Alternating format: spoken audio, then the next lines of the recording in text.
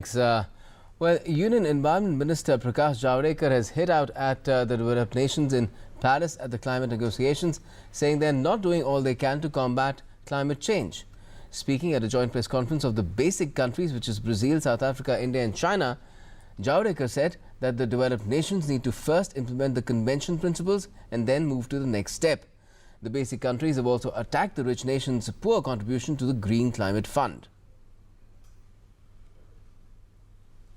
India has once again reminded the rich nations to fulfill their promise on emission cuts and financing.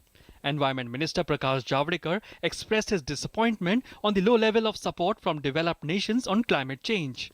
एक तरफ जो उनको करना था काम वो नहीं कम किया है और जो पैसा देना था वो भी कम दिया है, तो इसके लिए एक निराशा का मुद्दा मैंने बताया. Meanwhile, demonstrators outside the venue hall at COP21 summit in Paris are silently raising the most talked about topic in this summit, making the delegates see the reality and make them converge on 1.5-degree debate.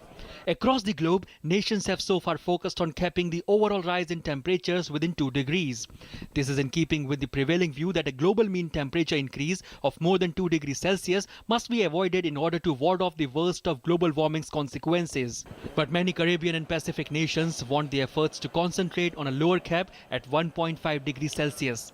Even the Association of Small Island States, or the AOSIS, has started a campaign to support the 1.5-degree debate.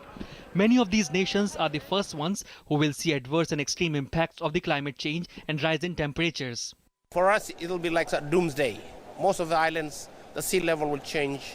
The mitigation, the increasing of the greenhouse gases will increase.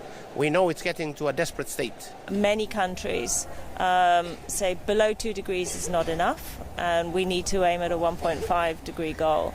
So at the moment, ecosystem integrity adequately included in the main agreement. We see this as a step back from the original convention. But this is not the only debate that's on in Paris. African nations are also flexing their muscle to put across their view. And we are not getting the kind of agreement, a legally binding agreement that actually will save Africa. And finally, we take a look at the rather dazzling India pavilion at COP21 in Paris.